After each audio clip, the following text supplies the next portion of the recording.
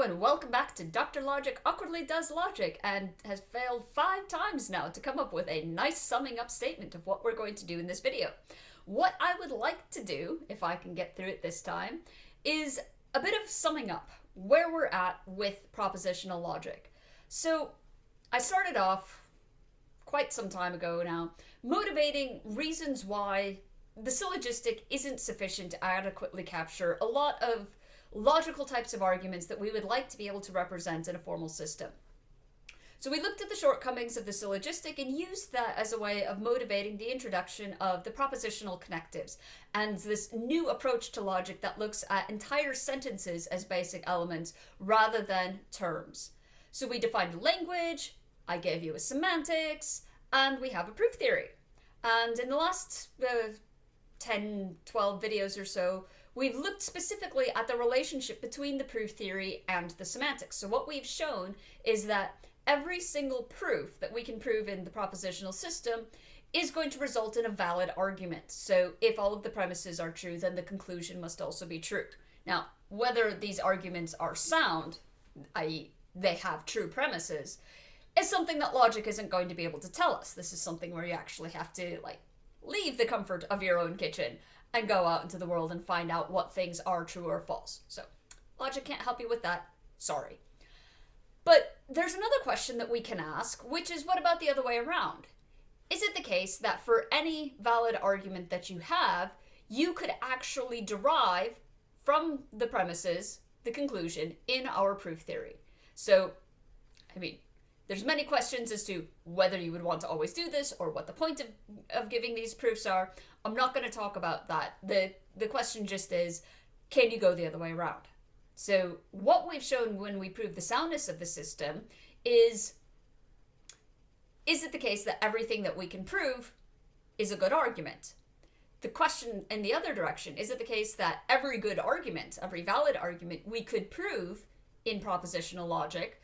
That's a question of completeness. So the idea is sort of, do we have enough rules in our proof system in order to be able to prove everything that we would want? Well, the answer is yes, but I'm not going to go into too much more detail than that.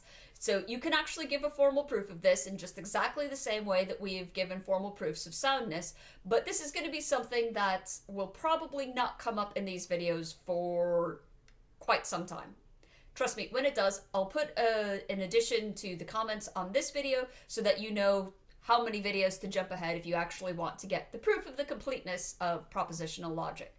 But I can just kind of give you a sketch of, I can give you an idea of what it would be like if we weren't able to prove everything that was valid, just by considering the case of what would happen if we actually dropped one of the basic rules that we have. So if we didn't have conjunction elimination, then there would be valid arguments, namely from the conjunction P and Q to the conclusion P, that we wouldn't be able to represent. We wouldn't be able to prove this because the only way to do that is via an application of conjunction elimination.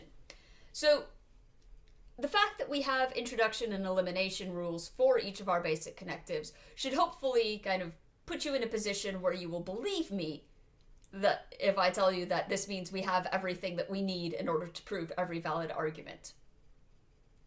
But as I said, kind of the formal details of that proof will be left for another video sometime in the future, because we have other things that I would like to talk about as well. And that is, we've got propositional logic, and it's pretty great. We can do a lot of things with it. We can do a lot of things that we couldn't do in the term logic, and a lot of very natural sort of inferences. So modus ponens is to some extent the most natural sort of inference that you will make. Like, little children do modus ponens without even realizing it, particularly in the context of what is sometimes called the practical syllogism, even though it's not a syllogism at all. So reasoning about what one ought to do. So a story I like to tell my students, even though it kind of embarrasses my daughter by now, but when she was like 2.5, I heard her telling to herself, if I go outside, I must put on shoes. I go outside, I put on shoes. It's like, even a toddler can master the art of modus ponens, particularly in a context where it involves getting to do something you want to do, like going outside. So why would we ever want anything more than this? Why isn't this kind of like the pinnacle of logic? We've remedied the shortcomings of the syllogistic. We have this very simple sounding complete proof system, these straightforward semantics. This is it. Isn't this the end of logic? The answer is no. And what I will talk about in my next video is shortcomings of propositional logic. Things that we would like to be able to express, or arguments that seem like they are good arguments, but which cannot be taken into account in a propositional setting. Or at least not without really, really torturing them. And we don't want to torture people. We're logicians. We're nice. We're kind. We're friendly. And most of all, we want to do more logic. So join me next time, and we will start setting up the next topic of what we're going to consider in these videos. Take care, and see you then. Cheers.